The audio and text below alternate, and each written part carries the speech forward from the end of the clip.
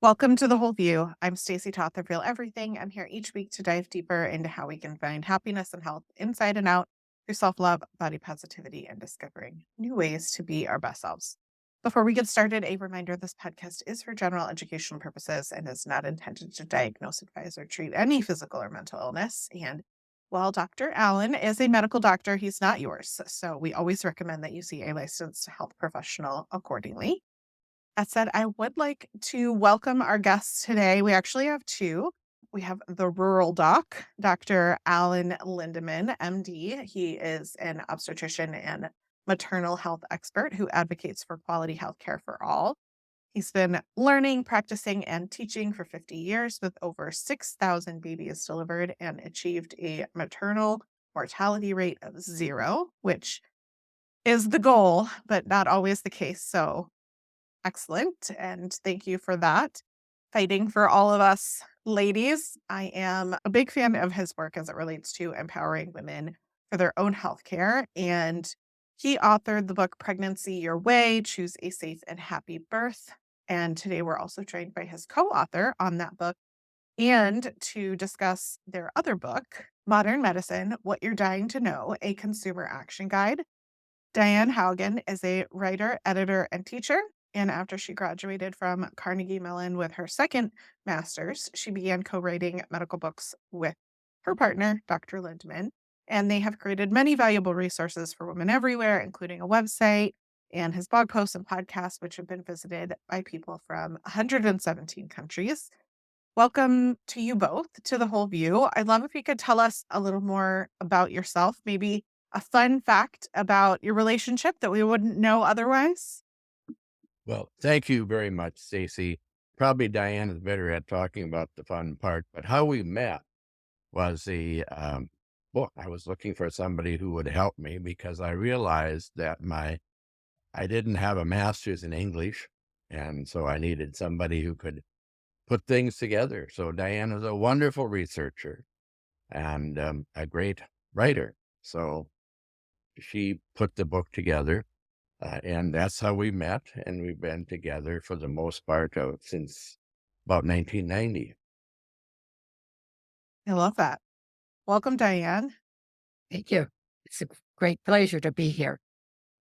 Mm. I also have an English degree, and so I always have a little bit of a kindred spirit with people who love to read and write. And I have a lot of appreciation for the work that you do and love that you found each other that way. Super special.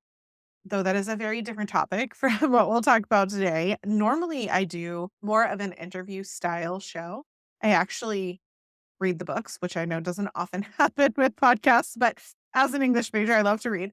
And so I did take a dive into your book, and I would love if we could actually just walk through it because the sections in your book are logically laid out for a conversation to naturally open to the topic that you write about in modern medicine.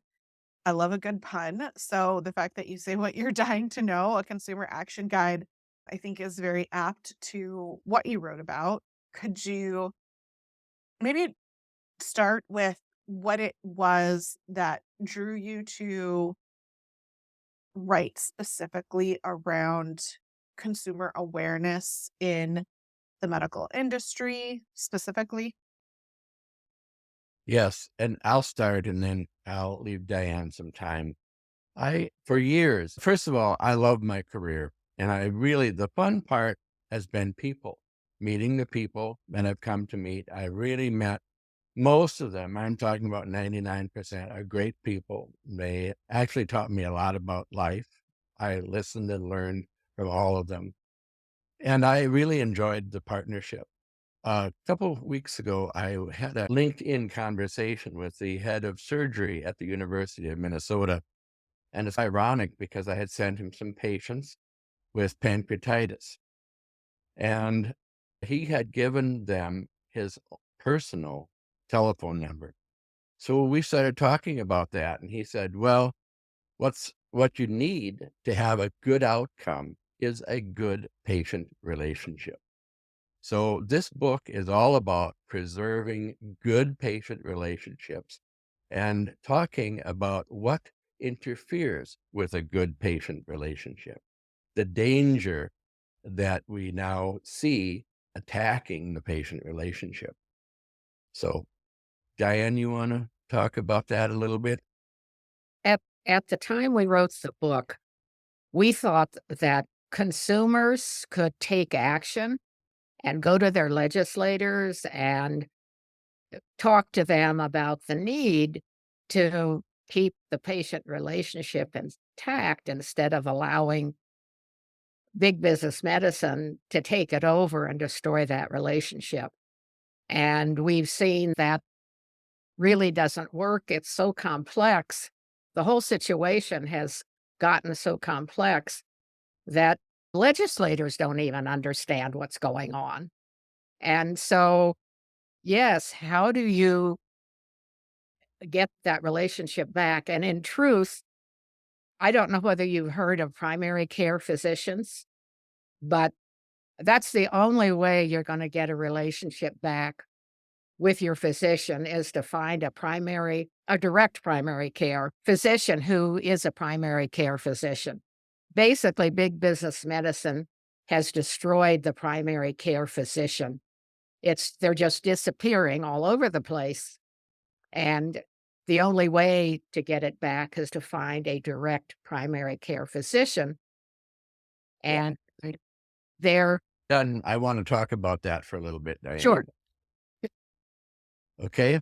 Well, direct primary care, it's really just going back to the basics.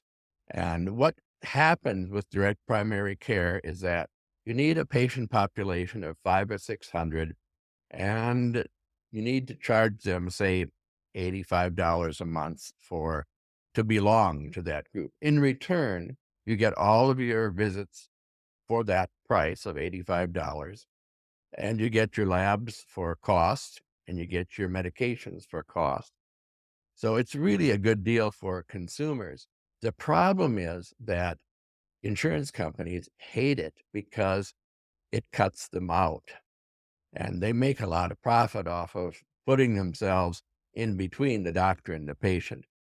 So they go after our legislators. Insurance companies have a lot of money, and they can really buy a lot of lobbyists. So our legislators say, well, in some states, you can't be direct primary care because you're making yourself out to be an insurance organization. So there's a lot of animosity for making direct primary care, a reality for most patients. I think it's interesting because in the book you talk about managed care, which is, I think, of like the other side of the coin.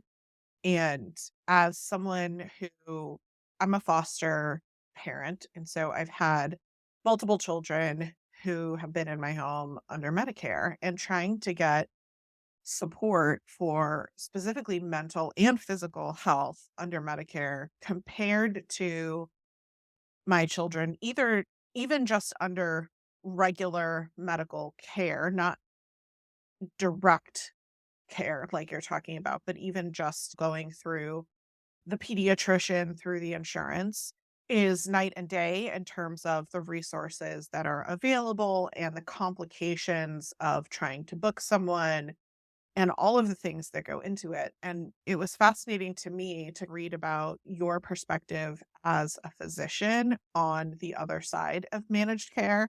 I'm wondering if you could speak to that a little bit because I think it's important for consumers ourselves to understand what that lived experience is like for doctors and also for people who are on Medicare or Medicaid and who are, dependent on this managed care type model. How do they still achieve ultimately where you aspire with the book, which is quality healthcare?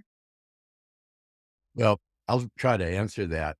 To me, managed care really means lassoing patients. It means getting some kind of a hold over them and directing them in certain directions. And of course, behind all of that is profit. So these are this is all done for profit. And I want, this may seem like a little digression, but if we talk about informed consent, the first part of informed consent is autonomy. That means that the patient gets to understand and they get to choose. It's their choice after they know what their options are. And managed care is designed to negate that. It's designed to eliminate choice, autonomy, and freedom. So, as far as I'm concerned, pardon me, managed care is really the opposite of what I would like to see as far as patient care goes. So, to give an example, because thinking through what a listener might not have this lived experience, but as an example, managed care would be, correct me if I'm wrong, something like your doctor recommending a particular prescription and the insurance company saying, no, we don't approve that prescription. You can have this one instead. Or we don't approve the doctor's recommendation. An experience I had was to do an MRI from my doctor. The insurance company wouldn't do it until I had gone through physical therapy and some other things that were less expensive, which actually ended up exacerbating my back problem because it was so inflamed. By the time I got the MRI, it was worse. So when I think about it, I think about it from the perspective of somebody sitting in an office somewhere who does not have the experience of working with patients or a medical background, but has a list of a checklist, so to speak, if we're thinking of big business and insurance company, right? A checklist that says, well, a lot of people that get MRIs because it's expensive don't actually have a surgical need. So the insurance company is going to require that we're going to do physical therapy instead because that costs $2,000 versus $10,000. And so we're going to require this versus a doctor being able to say, I'm looking at the patient and the patient needs the MRI now. And I don't suggest physical therapy until we've looked at what is happening in the body.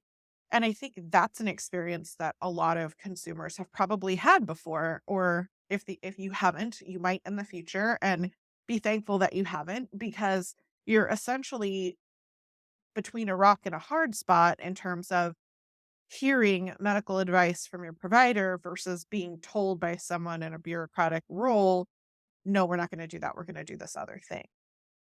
Well, you're right. And this is all designed to save money. But one of the things you didn't bring out was the fact that these treatments you were supposed to have or that you had before you got your MRI, they not only made your condition worse, but they made it more costly. So by trying to save money, they're actually wasting money. And this is not at all unusual. The other problem, and you're alluding to this, you don't see, the average consumer doesn't see the amount of time that the average provider or nurses in the office have to sit on the phone waiting just for somebody to answer the phone. And then that may take an hour, and it's an hour that you don't have in a day. And then you might wind up talking to somebody who just barely speaks English and who isn't a doctor. So there are tons of roadblocks to your care, and they all add time, misery, and money. What was the experience like for you almost being a translator of sorts because you're at this time in a partnership and also writing from Dr. Allen's experience in terms of helping portray the solutions because the book is solution oriented, which I appreciate as we consider how to unwind some of the complications of our current what we call a healthcare system, but which really I like to think is more about managing sick care rather than proactive healthcare because as you're saying, Dr. Allen, doctors get into a position where they're so time constrained that there isn't time for a relationship with the patient to ask the questions that really need to be asked. I had the show before where we've had doctors on that say to really be a good physician, you need to be able to sit and have a conversation with someone to ask questions that would lead you to understand more of the symptoms that they might not bring up themselves, or what might be a driving factor for some of the things. We know how much sleep and work and all these other things play into health. Yet, if all we're doing is like having a quick, tell me what your symptoms are, check, check, okay, test, and then move out because that's all you have time for, it's a very different relationship. And so I know you're tasked with communicating this in the book, but also being an ear for that lived experience with Alan. And also, I know you both do a lot of work towards empowering women. What's your perception as you learned about all of this? It's very what can you do about it? It's such a horrendous problem that you almost don't know where to turn. And you've got physicians. The real problem, or one of the real problems, not the real problem, is that many physicians are afraid to not see a patient every 5 minutes or every 10 minutes. They are, that's a requirement. They see a patient every 10 minutes. Well, by the time the nurse goes in and signs you in, there's not much left of the 10 minutes if the doctor does anything but come stick their head in the door. And you're just not gonna you can't diagnose people with that kind of information, with that lack of information and that lack of that personal relationship. And how do you bring that back? You, as a patient, would have to try to find a doctor, probably a direct primary care doctor, who could still spend the time sitting with you. The primary care physicians have pretty much disappeared. I don't know whether any of your listeners have noticed, but when you go to a hospital now, your treating doctor isn't in the hospital. Doctors used to go to hospitals every day to check on the patients of theirs that were in the hospital. Have any of your listeners realized that the doctors don't go into the hospital anymore to see patients because the corporation has replaced your primary care doctor with a hospitalist who doesn't know you? That's one of the big ways and in the same process, they've taken privileges away from your doctor. He can't go into the hospital and see and treat a patient anymore because that's the hospitalist's job. I don't know whether any of your listeners have recognized that as another big effort to disconnect you from a primary care physician. That's an interesting fact that I hadn't fully realized. I know when I gave birth to my children, which was not yesterday, I appreciated that I had the same OBGYN kind of in and out of the hospital, and that the pediatrician that we chose to see post hospitalization was the person who came in and checked on my child during that time. And I can see how important that was for our well-being and the relationship that we developed. And that if I had some sort of longer term health condition that needed a relationship, I certainly would want to have it with that same kind of partnership with a healthcare provider and not just a hospitalist, so to speak. Dr. Ellen, I want to give you a chance to speak to that, but then I also want to talk about another kind of crisis that you identified in your book, which I think is plays into all of this as well. One of the fun things about practicing in a small town here, our town is about 650 people, but I get to practice in a way that we could turn the clock back 30 years. So I would see my patients in the clinic, but I'd also take care of them in the hospital. And when they were done with the hospital, they'd come back to see me in the clinic. So there was just 100% connection, follow-up. There wasn't any secret diagnoses that were missed in the process. I knew exactly what was happening to them. And so I think I'd like to see that care return. I just don't know how to do it. And while you're talking, it does occur to me that while we're pointing all of this out, I can also see that there might be a benefit to additional eyes and ears on a patient, right?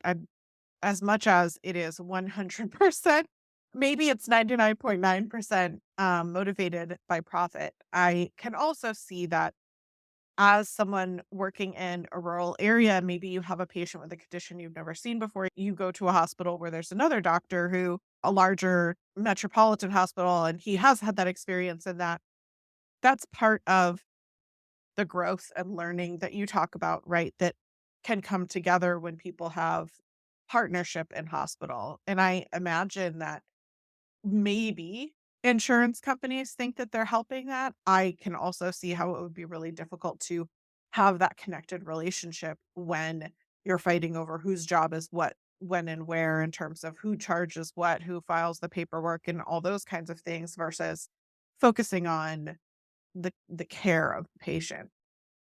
Well, you're right. Every year we see more obstacles, and it's very, I can always ask for a consultant, a consultation. I can always send my patient to a cardiologist.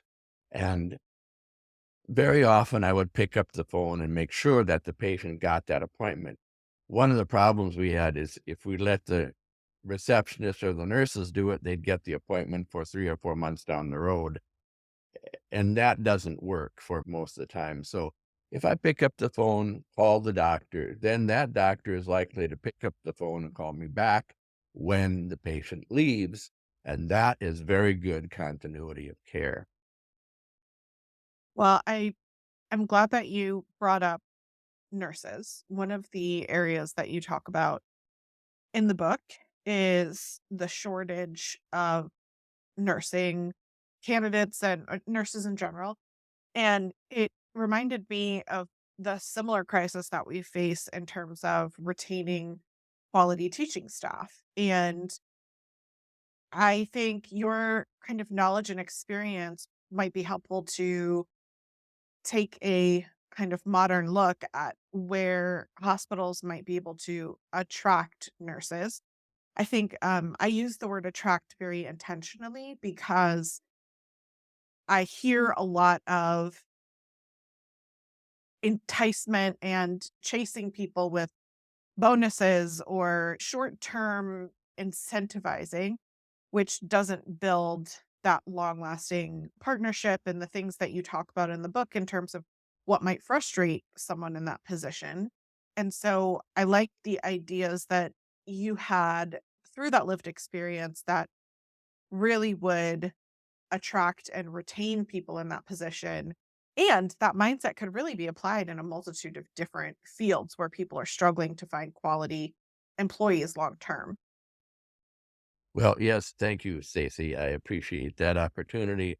In the first place, every person who works likes to work in an environment where they feel that they're contributing and where they get listened to. And when we first arrived here at this little hospital, I recognized that we had a lot of locums, like most of the staff were locums, which means they come and go. And the hospital pays approximately $100 an hour for one LPN. So you multiply that times 10, you've got $1,000 an hour, you've got $8,000 a day. In any event, what I tried to do was to stabilize the workforce, the nursing workforce. So I thought, well, what can we do for them in a hurry? Well, daycare. Many teachers, many nurses have children. And many times a nurse will say, or a teacher, I can't come to work today. I have a sick child, or my daycare doesn't work. So I would start with providing daycare. And I'd start with, say, 8 or 10 hours a day. Then I'd work to 24 hours a day. And then I'd add a sick daycare. So not only would you be stabilizing your workforce from the point of view, oh, I want to come to work at that place, but you'd be saving money. So, and making a nicer place to work. So, but the, as, and I talked with the president of our board about starting a daycare. And within a day, the CEO was in my office saying, there will never be daycare in this hospital. So that was my punishment for having initiative. So I don't know. Maybe if somebody else had mentioned it, it might have happened. Maybe if it actually been the idea of the board president, it might have happened. Or if it had been his own idea, it might have happened. But it didn't happen. And we continued to have all these locums nurses. The problem with the locums is they come to get paid. They have no investment in the long term up. So if something they're doing doesn't work, it doesn't matter. We had one nurse, one of the locums nurses, she dropped the patient's pills on the floor. She picked them up, put them back in the container, and gave them to the patient in front of the patient's daughter. Now, needless to say, those people never came back. And the mother, the patient, would have been a long-term nursing care patient. That care was lost forever. So like I said, these people don't have a lot of vested interest in making sure something works. But I do think that simple things, we appreciate you, we want you to do well here. I think that would work. And daycare would be a good way to start. Another thing that you mentioned was, I think, training and certification programs. Yes, one of the big problems here, especially if you have a big turnover of nurses like you do with the locums or the short term, a lot of them, the nursing supervisor will assume they know something that they don't know. And so they just keep on not doing things. And I'm going to give you one more example. I happened to be in the hospital one night around midnight, and the nurse is on the phone telling a patient not to come to the emergency room. So I listened for a little bit. I was doing other things. I couldn't help but hear her.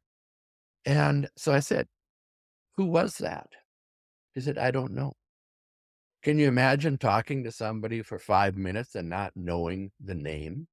These simple things that should be a checklist. Can you answer the phone? Do you know how to answer the phone? Can you start an IV? Do you know how to prepare a patient for the emergency room? All of those things are things they should know. And you don't know if you don't tell them. And I imagine being in a position where it is short term when you're bounced around, it's also really difficult to create that connection to the people that you're working with, because then you're just ripping apart those attachments that you're building, and it doesn't feel like it's a winning solution for anyone really. Well, you're exactly right. And unfortunately, the winning part of this is the money. And that is just exactly the incentive or the disincentive that we don't want. There's You should get paid, but not that much and not that way. Sorry, Diane. the other half of the payment of locums nurses is that the hospital has to pay $100 an hour, but the state reimburses the hospital for like 90 of that $100 an hour.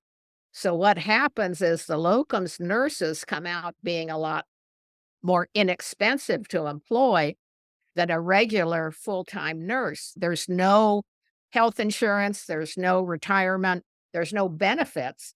Plus, they wind up paying $10 an hour for the nurse. So that's a part that's hidden from a lot of what goes on with why locums nurses are hired. But it certainly adds a lot to the cost of medical care.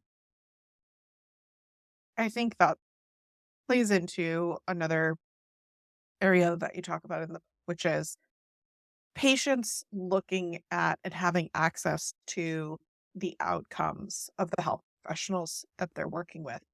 When I was going through the book, one of the things that spiked my interest because I'm a data geek. I love information and I love the idea of empowering patients. And so for me, I have done a ton of research on sites like review sites where people are reviewing doctors. And I find the problem with that is that there's often a lot of bias because people take to those kinds of places when they've had a bad experience. But I remember being pregnant and researching hospitals because I am fortunate enough to have several hospitals in driving distance to me to research which ones had the best outcomes for, in particular, with my second pregnancy. I was trying to have a VBAC and I was trying to say who had the lowest rate of C sections in order to set myself up for success in choosing the right hospital. And when you wrote about providing data more publicly or making the information more publicly accessible for patients to have access to the outcomes of the hospitals, the clinics, the doctors that they're visiting, it would be so powerful to know that not only is this clinic have the lowest wait time for an x-ray, right? I have 4 teenagers, so there's been no shortage of broken bones and x-rays and different things that I need to go to an urgent care for or whatever. One of the things that you look up is what's the wait time on something, but also what is the best outcome in terms of, will this place be able to actually give the cast, or am I going to? I remember one particular place we went, my son had busted his lip and we went to an urgent care because we thought they could give him stitches. And they were like, actually, we don't do pediatric stitches. So you need to go to this other place. And by the time we got there, he he has a permanent scar on his lip because we'd driven around and were waiting for so long in order to get the adequate care that he needed. Anyway, my point is, I think having information like that, knowing these are the specific services that I can provide that I will receive at this particular clinic, they are not, they can give me an x-ray, but they're just gonna give me a referral to someone if it does have a broken bone. They're not gonna do the cast. Or are people satisfied with the outcome at this particular clinic? I had another experience where we went to urgent care because we thought one of my sons had appendicitis, and the doctor said, "Oh, no, it's just the stomach flu." And turns out he did have appendicitis and it burst 2 days later. Right? And so I would love to be able to report somewhere like, do not go to that particular clinic. I did not have a good outcome.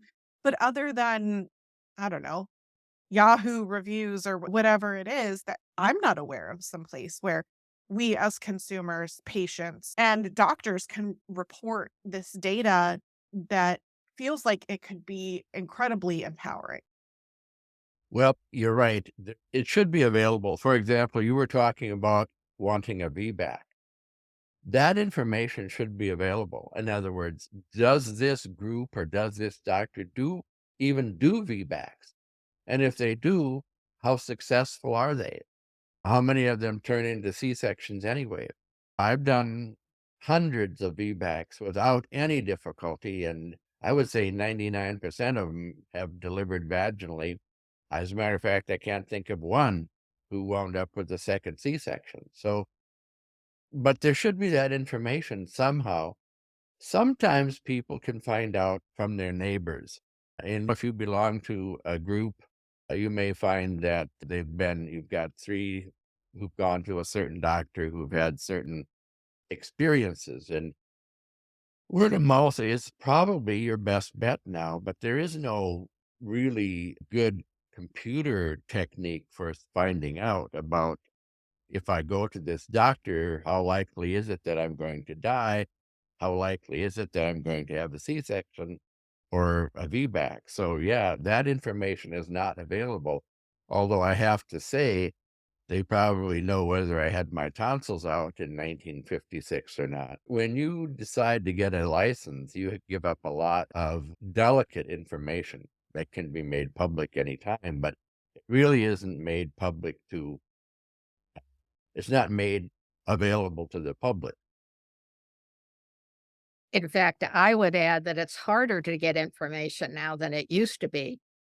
When we wrote the book, I could call the state health department and ask them how many C-sections were done in 1922, and they could tell me.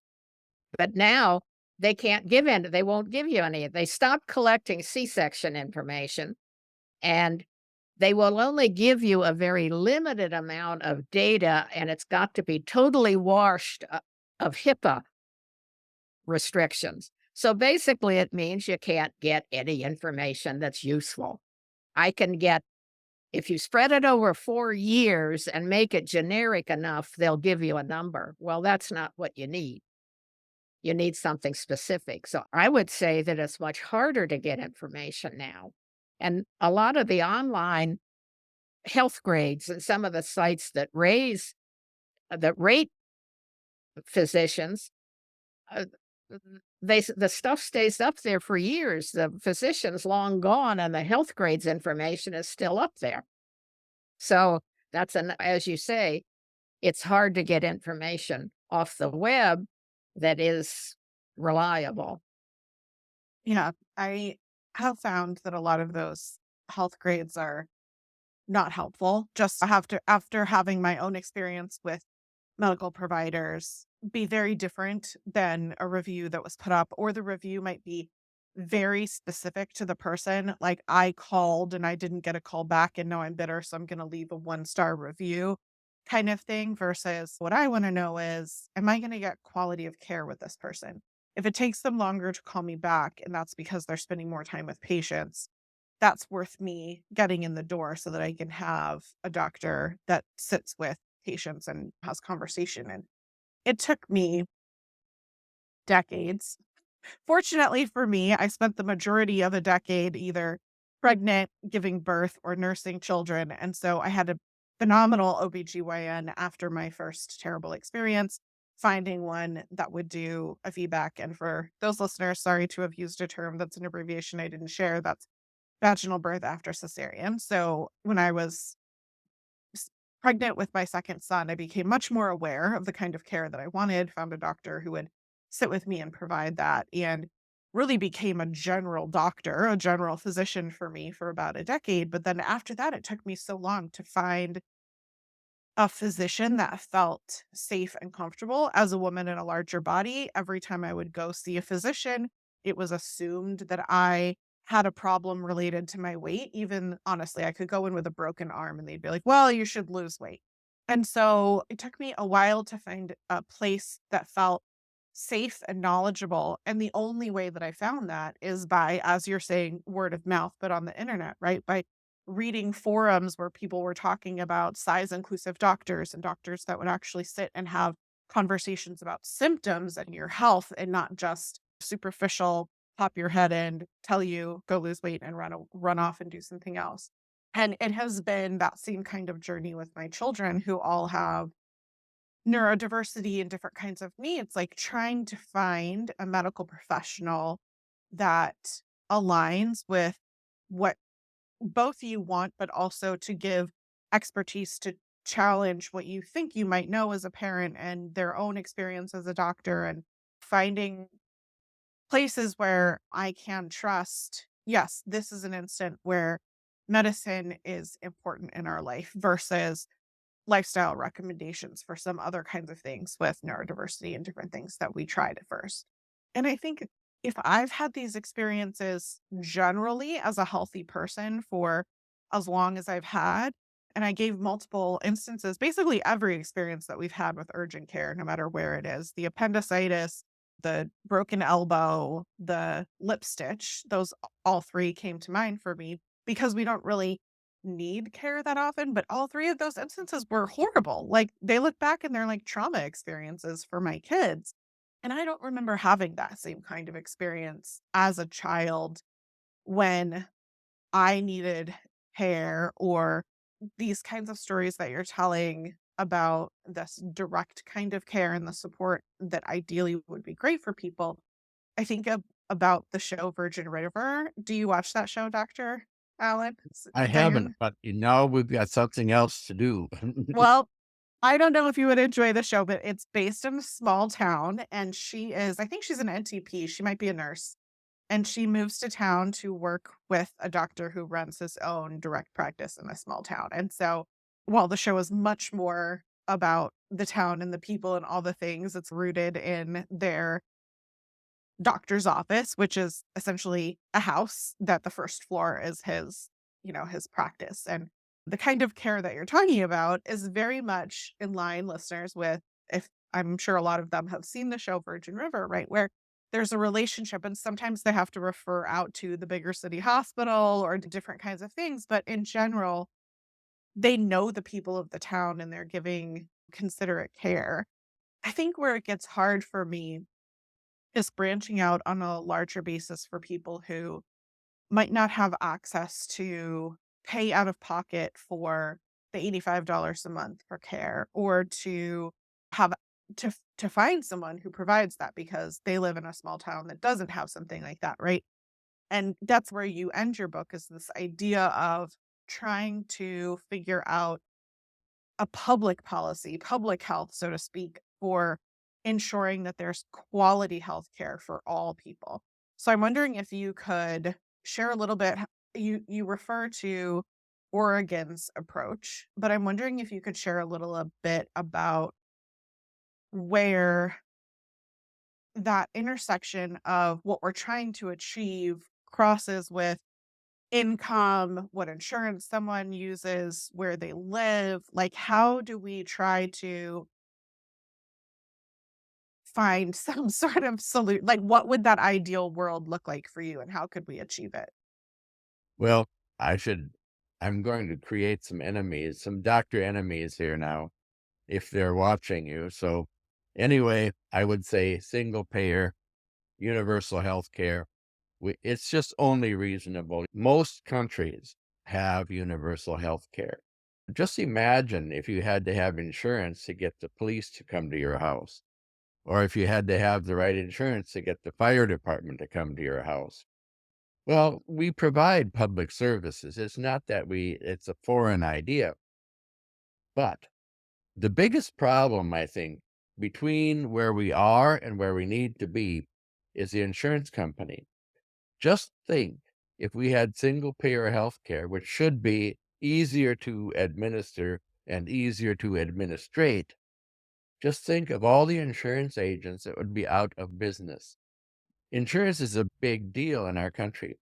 For example, if you're on Medicare Advantage, the government pays that agent $1,000 a month per patient. So all you would really need to have a nice income is 5 Medicare Advantage patients to get $5,000 a month for doing almost nothing. So there's a whole lot of money in between the person, the patient, and the payer. There's a lot of money in the middle. So I think that it, the insurance agency is going to block any kind of effective reform for a long time. And it's not a simple thing. If you look at, for example, Obamacare, and I know that's a slang, but it shouldn't offend too much of your audience. Obamacare. Well, what happened after Obamacare to the average person? Well, they went from basically affordable to unaffordable. And we're talking about Minnesota and North Dakota here.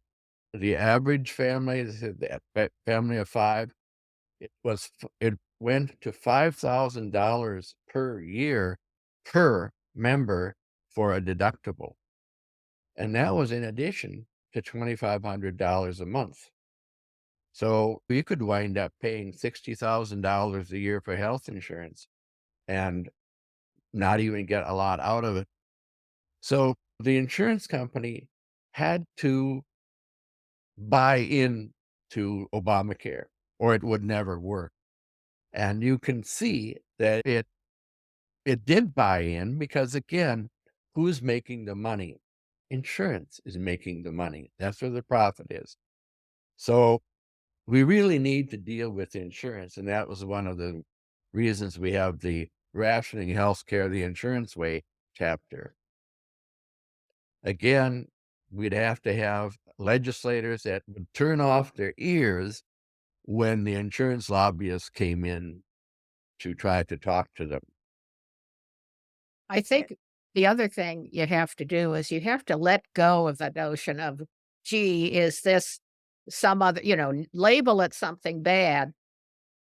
so that you don't talk about universal health care.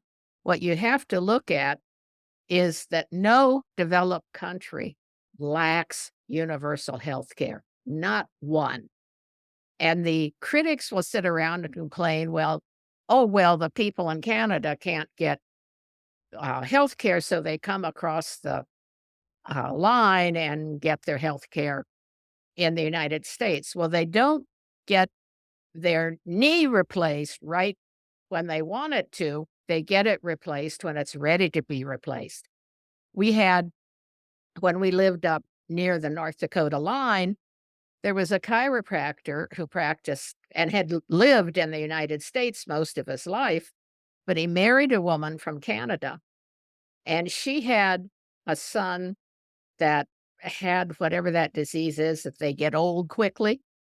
And he said if he had lived in the United remained in the United States with her, it would have cost him $25,000 every 6 months to take this son to Mayo. He said in Canada, it's taken care of. His wife had some sort of pancreatic enzyme problem. They flew the specialist to her to see her. She didn't have to travel 500 miles to go see him. And he said they paid like $40 a month for supplemental insurance. Everything else was paid. So don't belittle the Canadian system because you've heard that somebody couldn't get an operation they needed. It's still basic health care for everyone. And there, it doesn't matter whether health care is a right or not a right or some other argument about why it should or shouldn't be. The glaring fact is that this is the only developed country in the world without universal health care, and it's a crime. I appreciate the analogy of not needing to pay insurance for a police officer, not needing to pay insurance for fire. I hope that kind of resonates with people because the first thing that I think when you say we don't need insurance for the fire department to come to your home is like, well, of course not. That's a safety issue. And when we think about health, it is also a safety issue. Like there should not be a person who has a health ailment who does not get the care that they require because they can't afford it. And I think for a lot of us who are paying, my husband has a job for health insurance because I work at home. I'm an entrepreneur, but we have 4 children. And I cannot even fathom how much it would be to have health insurance that we would pay out of pocket on our own instead of going through his employer's health insurance. He's a United States Postal Service carrier. And so we have decent, not great health insurance through that. But to me, when I think about people who are unemployed, or I think about someone who is a student who has not yet gotten their first grown up job, so to speak, but has moved out of their parents' home and are in that limbo stage, what happens when they get hit by a car and are taken to the emergency room and they leave with a $40,000 bill?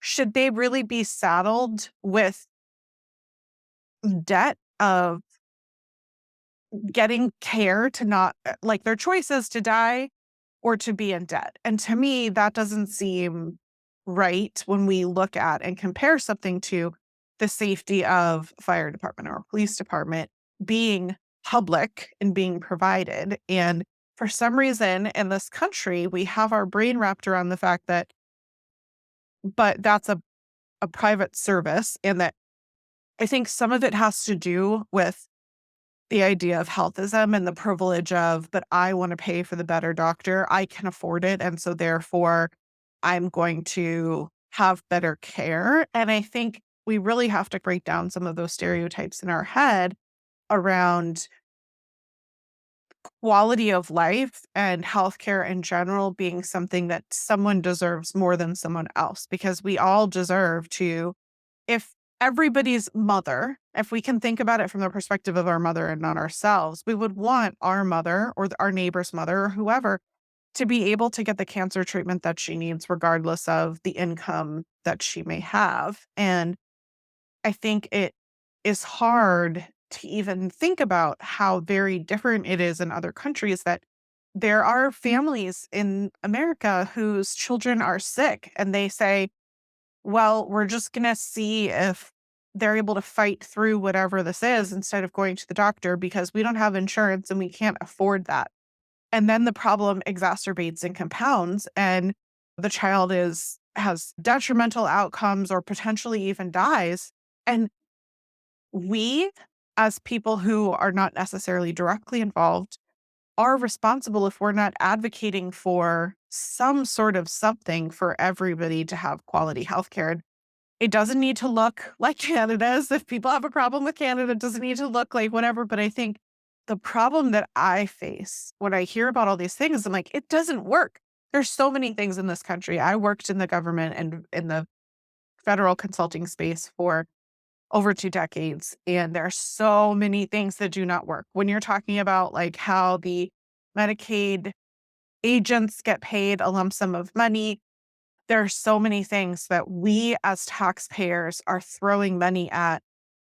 There's an entire industry, the industry that I was in, of people who are the middleman for the government services of acquisition, right? Like, the government isn't doing 100% of its work. It's doing 20% of its work and it's outsourcing 80% to companies. And there is a middleman in between there who is doing the paperwork between the two that's costing the country a lot of money. And I know that there are a lot of things like that. And I wish that it wasn't so politically charged. I wish that people could see the perspective that you're talking about. I think the hard thing is without that lived experience, I don't know that I would fully understand if I hadn't had foster children who couldn't get quality of care, who couldn't see a mental health therapist who understood PTSD or who could do these things because the only people that Medicare was approving were the cheapest people who were 100% covered by Medicare. And those happen to be the people who, I don't know, barely passed medical school. you know? And the sad thing is, I don't know how to fix that. I'm not in the position to know any of those things, but I, like you, feel like, gosh, and the same thing about energy, right? And I recognize that, like, fossil fuels is not the way of the future, but we're gonna have a really hard time getting to where we need to go if we just keep lobbying for the fossil fuels that we have now, right? Like, there are so many different areas where it seems like America's really fighting with itself instead of feeling like we were the founding country of forward thinking. We were the independents and we wanted to have equality for all. And somewhere along the line, we have gone astray. And it's like we can't even see the path anymore to get back on. Well, you're right. We're very far off, very far away from where we need to be. One of the things I like to tell you before we're done today, we have a friend who does home deliveries. And I know I shouldn't probably be talking about it, but it's not immoral. But every year, the doctors get together and try to run her out of business. But she's got 750 patients, and she can pack the room that the legislators are in. So that's how she gets her legislation accomplished. She packs the rooms. And Diane and I, when we wrote the book, that's what we were hoping we could get people to do. Pack the room, intimidate the legislators, show them that you're serious. But we couldn't get anybody to do that. But I think that's still the only way this is going to happen. We're just going to have to. And I don't mean January 6th. I don't mean that. A legal, legitimate process. That brings me to the question that I always like to leave listeners with, which is something positive or actionable that they can take to move forward and either be of service to themselves or to help others. And I'm hearing you say, advocate for yourself to your legislatures to fight for healthcare reform. What would be the words that you would suggest to use, or are there other actions that you would suggest that they take after listening to the show? We don't want anyone to feel despondent and overwhelmed. What is something that they can walk away with? Well, you certainly can get the names of your senators and representatives. And of course, in North Dakota, we just have one representative. I'm sure there are states that have probably 5 or 10 or maybe more representatives. But I'd find out who they are. And as far as writing to them, I'd just ask them a question. What is your view on single payer health care or national health insurance? Or I think the best way to do that would be to just start with Medicare. In other words, drop rather than starting at 65, start at 60. Just keep dropping it. So this is going to it's going to be baby steps. You're not going to come in there with a bomb and get done what you need to get done. It's baby steps. So, Diane, what do you think? Well, one of the things that needs to be undone, the pharmaceutical company managed to get the US legislature to outlaw physicians owning hospitals. Up to that time, a lot of physicians owned hospitals. That's they did it because they wanted control. And physicians are going to make a more careful decision about whether you get care or not than the bean counter CEO who doesn't have a medical degree. But that there are a number of physicians who are speaking about how that law needs to be undone. And it's absolutely true. Allen was when that law was passed, if the hospital was already owned by physicians, it could be grandfathered in. But you couldn't start a new hospital that was owned by physicians. They supposedly would steal money, overcharge, which is a hoot because if anybody overcharges, it's corporate hospitals. But there was one physician-owned hospital in Grand Forks, North Dakota, and Allen had gone, interviewed, been hired, was ready to go in a couple of weeks, and the CEO called and said, "It's all done." The corporate hospital came in and bought us. So and we have CHI is a huge corporation of 400 and some hospitals. They habitually buy little hospitals in North Dakota as tax write-offs. And the state shouldn't allow them to come in and buy these hospitals. They've bought 4 hospitals. They get rid of OB almost immediately. They don't provide any services. In one town, the community wanted the hospital to buy an MRI machine, and they said, "Oh, we don't have any money for that. You need to have a bake sale." But next week, they paved the parking lot. So these hospitals that come in and buy these little hospitals buy them for tax losses. They don't buy them to provide care, and eventually those 4 hospitals, they shut down the OB in those hospitals. The state is at fault for allowing these hospitals, these outside corporations to come in and buy these hospitals. Right. That would be a simple thing to do. That is outlaw the purchase of these hospitals. The other thing you could do is you could say, fine, you can buy these hospitals, but you're not changing services. In other words, you're not going to create obstetric deserts so that you can make more profit. I can't help but think as you're talking about this, how we've commercialized prisons in the same way. There are so many different areas where it still never ceases to amaze me the things that Americans can choose to privatize and make money from. And my husband, as I mentioned, is a postal carrier, and there was a period of time where we were concerned that was going to go private as well. And one of the things that, being having that lived experience and knowing that people who are private carrier deliverers have a twice as likelihood of having an accident and the accident being severe and having a lower quality of life, like all of these kinds of things, because it's privatized and they're based on you getting all of your package deliveries and not based on the actual amount of time that it takes to do the work properly.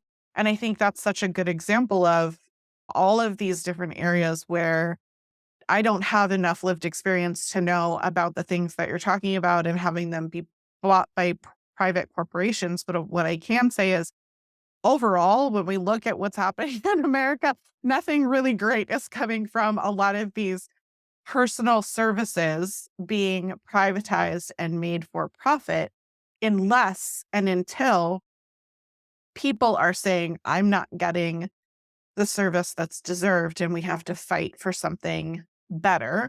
And while it doesn't happen overnight and it doesn't happen with just a couple of voices, what I'm hearing as the recommendation from you as to all listeners to go forward is to continue to fight that fight on behalf of themselves, on behalf of the population overall, so that we can all live a better quality of life when it comes to our healthcare and these other areas to make sure that we're advocating and using our voices to fight for ourselves and those people who don't have voices who are in areas where that's not accessible to them. So, You're right. This is fixable. And that's a message I think to leave your audience with.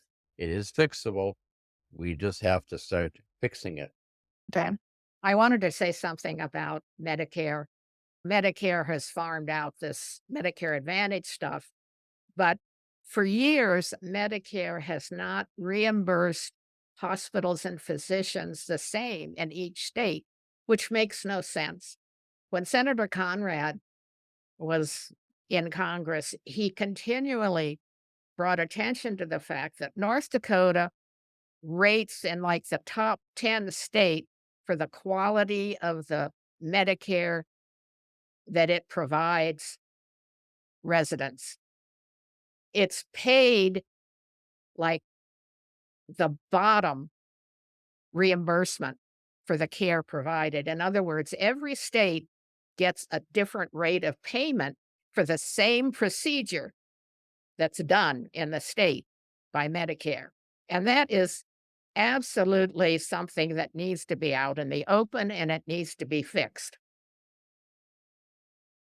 I don't know how many people even realize that.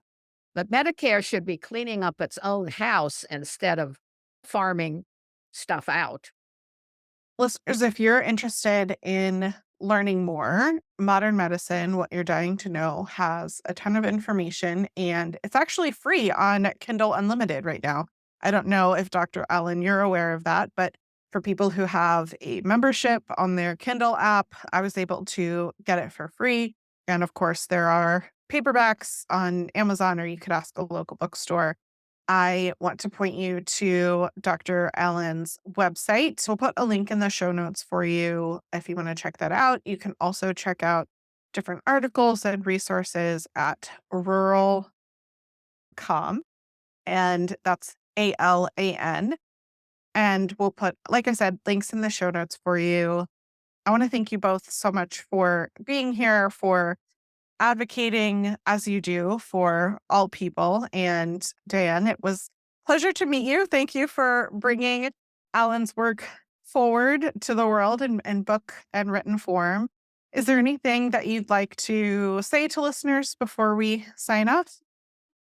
Well, thank you so much for the opportunity to talk with your audience today, Stacy. Really appreciate it. And yes, if they can get a free book, great, because more than money, I would like to just get the information out. And I'd like to see people get enthusiastic about fixing this problem.